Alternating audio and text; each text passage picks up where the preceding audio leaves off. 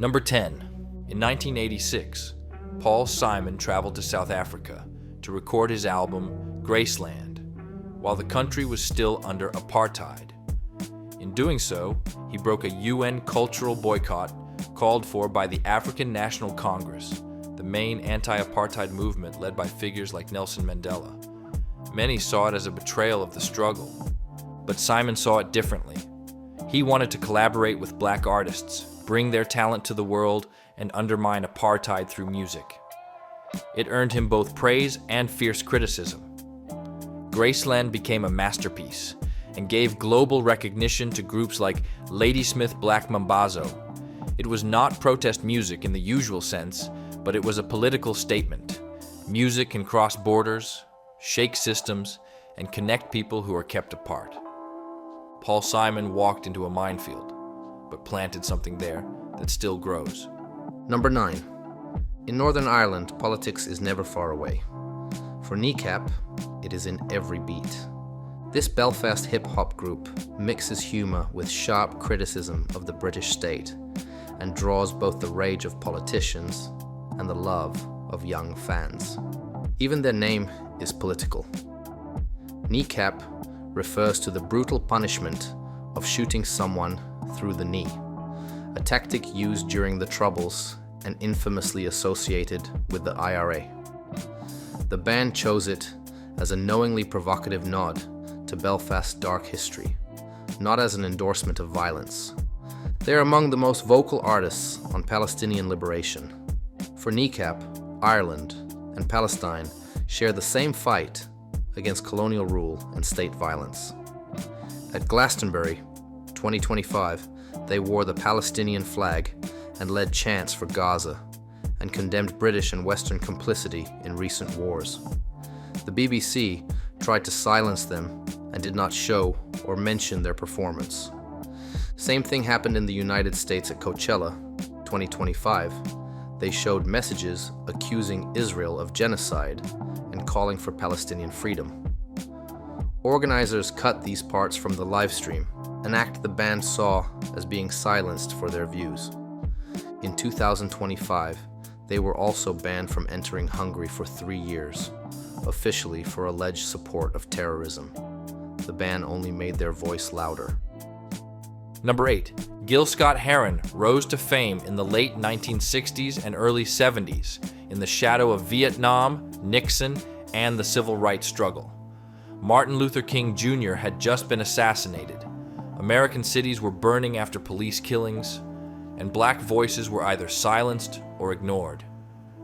Gil refused to stay quiet. With a deep voice and sharper words, he exposed injustice through poetry, jazz, and funk. His most famous piece, "The Revolution Will Not Be Televised," The revolution will not be televised. was not just a slogan, it was a warning. Real change would not come through politicians or ads. It would come from the streets. He wrote about racism, poverty, addiction, and state violence. But he also wrote about hope, pride, and what it meant to survive inside a broken system. Gil Scott-Heron called himself a bluesologist, a scientist of pain.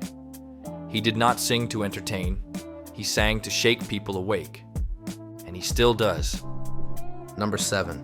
Bruce Springsteen grew up among factory workers. He watched his father struggle with unemployment and turned that experience into music for the working class. He gave a voice to people who did not have one. His song, Born in the USA, was often misunderstood as patriotic. In reality, it was a protest song about how veterans were treated after Vietnam. Presidents Ronald Reagan and Donald Trump both tried to use the song at rallies, believing it was a celebration of America. Springsteen publicly objected and pointing out its true meaning.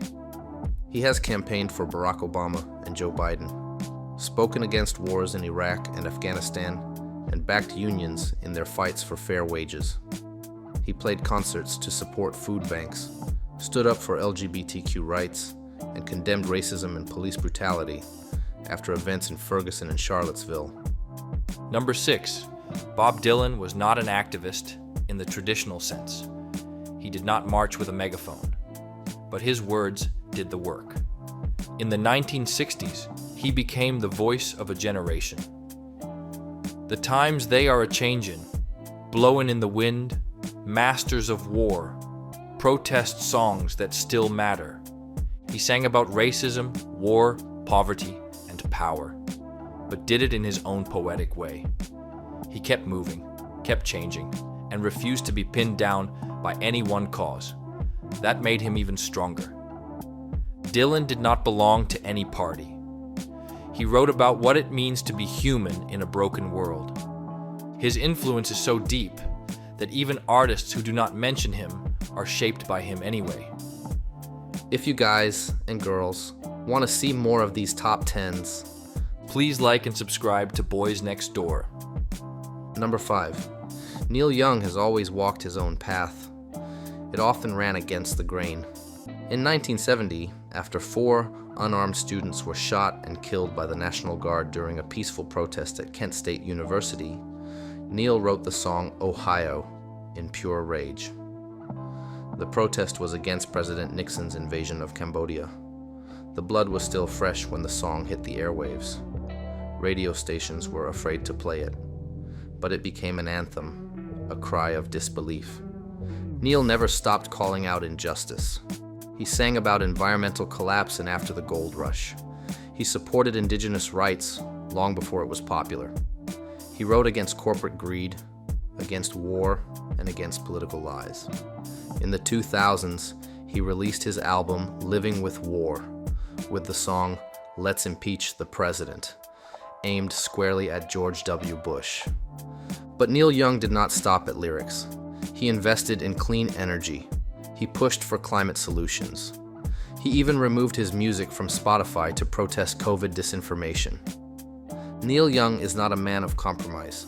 Whether it is music, politics, or principle, he says what he believes and keeps saying it, even when it costs him fans, deals, or friends.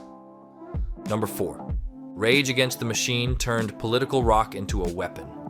Their mix of rap, punk, and heavy riffs carried lyrics about police brutality, corporate greed, and U.S. foreign policy. They did not just sing about revolution, they lived it. Frontman Zach De La Rocha delivers each verse like a street protest in full eruption. He has spoken out for indigenous rights, against U.S. wars, and in defense of political prisoners. Guitarist Tom Morello is a Harvard graduate in political science and a union activist who also performs solo as the Night Watchman. He combines music with speeches, street protest, and education. Their video for their song Sleep Now in the Fire is directed by Michael Moore and famously shut down the front of the New York Stock Exchange. They chose it as a symbol of corporate power and economic inequality. The police ended the shoot. The footage became iconic. Number 3. Nina Simone had no filter, not in interviews, not in life, and definitely not in her music.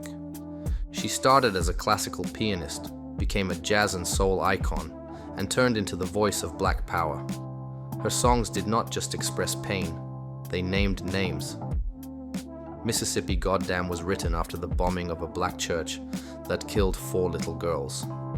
She wrote it in 1 hour. It was a scream, a refusal to stay silent. She sang about the anger of being judged by your skin, about the limits placed on black women, about pride, beauty, and the right to exist without fear. She lost bookings, sponsors, and airplay, but she kept going. She was angry, brilliant, fierce, and righteous.